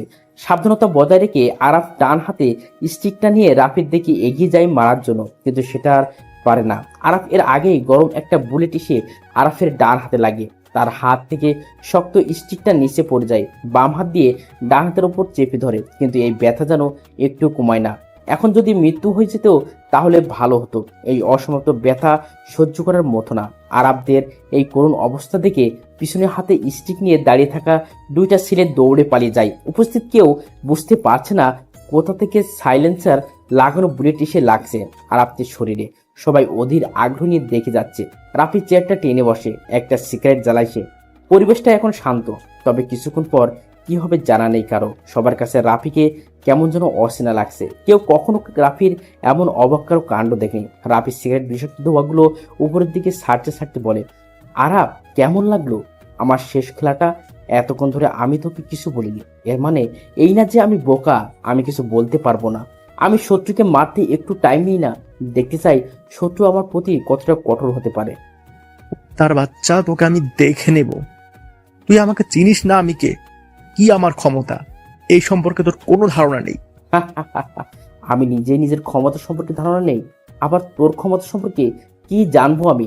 রাস্তার পাতি কুকুরগুলো একটু বেশি চিল্লায়, আর সিংহের একটাই গর্জন যথেষ্ট শহরটা কাঁপানোর জন্য। পেছন থেকে গুলি করে কে? নিশ্চয়ই তো ছোট ভাই, সাহস থাকলে বল সামনে আসতে, দেখি কার কত দম। মশা মেরে হাত কালো করার কোনো ইচ্ছেই আমার নেই। সিংহের সাথে লড়াই করবে, কোনো পাতি কুকুরের সাথে না। কথাটা বলে বসা থেকে উঠে দাঁড়ায় রাফি।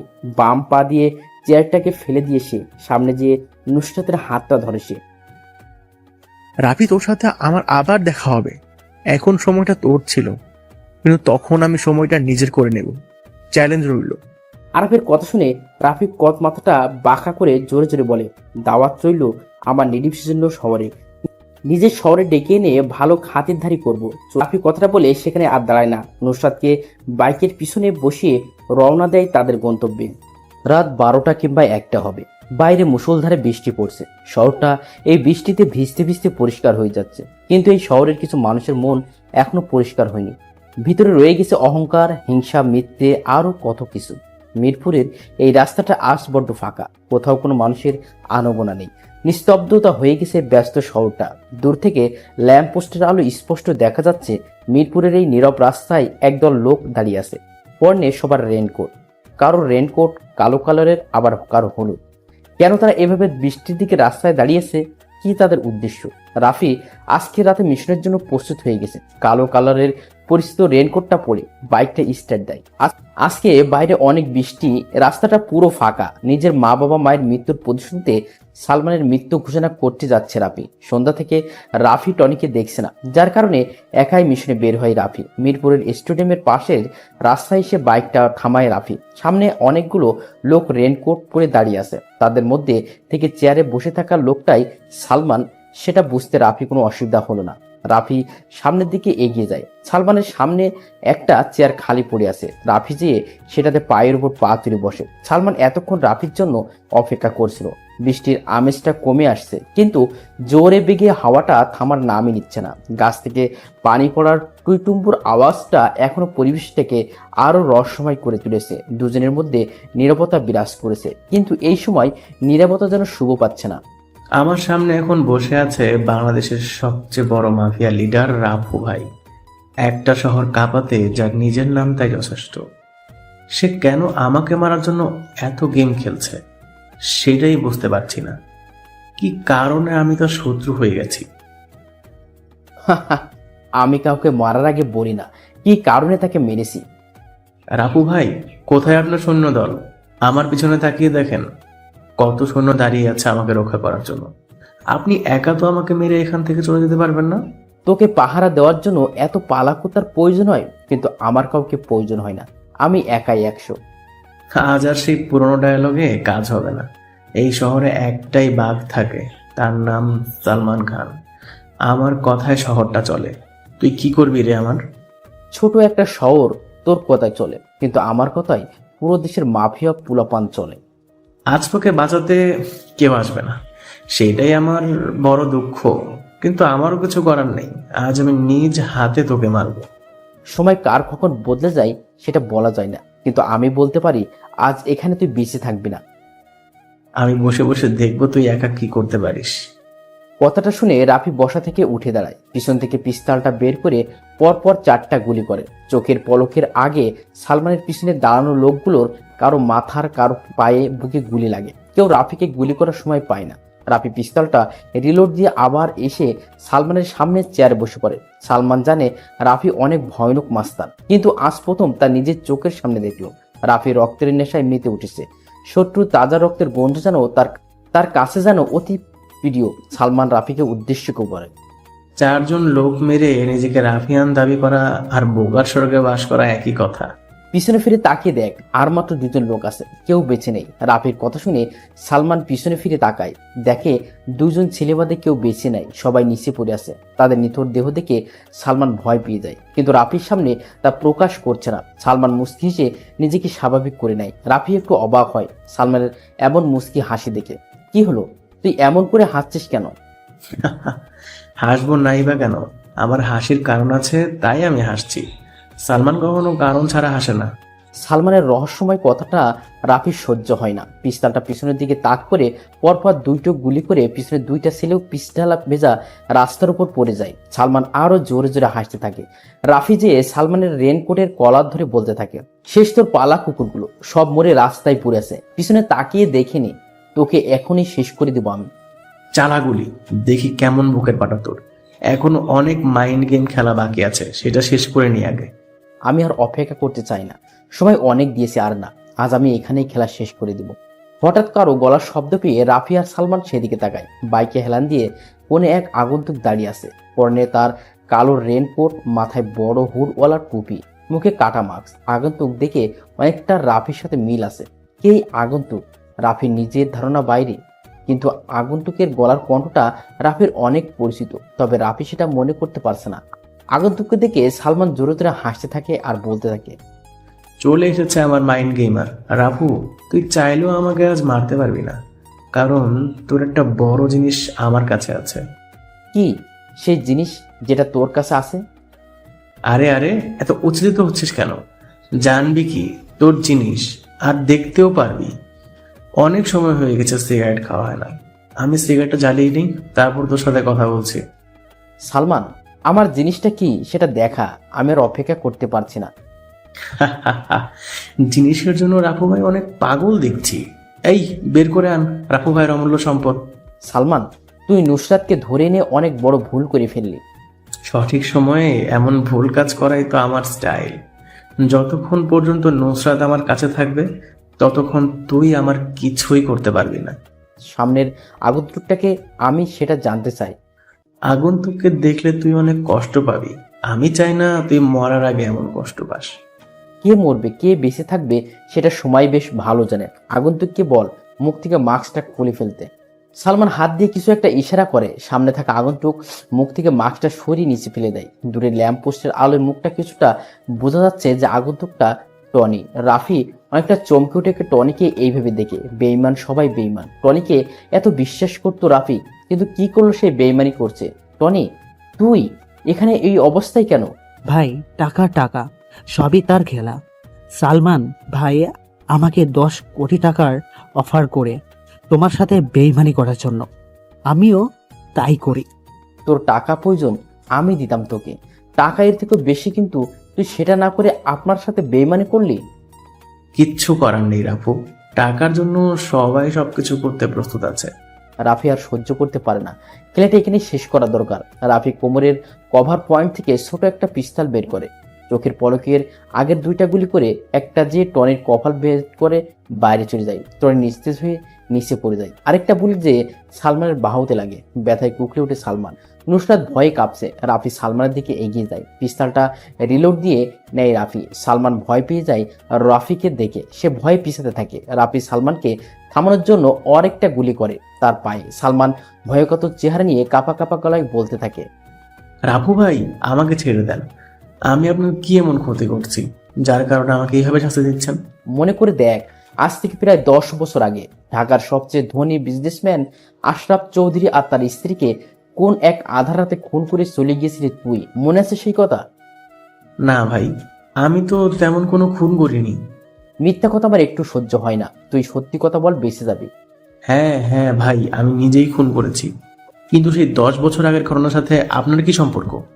সম্পর্কটা খুব গভীর। সেই আশরাফ চৌধুরীর ছেলে আমি। দেখ, ভালো করে দেখ, আমাকে চিনতে পেরেছিস কিনা। রাফি মুখ থেকে মাস্কটা খুলে ফেলে দেয়। সালমান এবার মুখ ফুটে বলে ওঠেন, রাফি, তুমি? কিন্তু এটা কি করে সম্ভব? রাফি আর কোনো প্রশ্নের জবাব দিতে চায় না। পিস্তলটা সালমানের দিকে তাক করে ট্রিগারের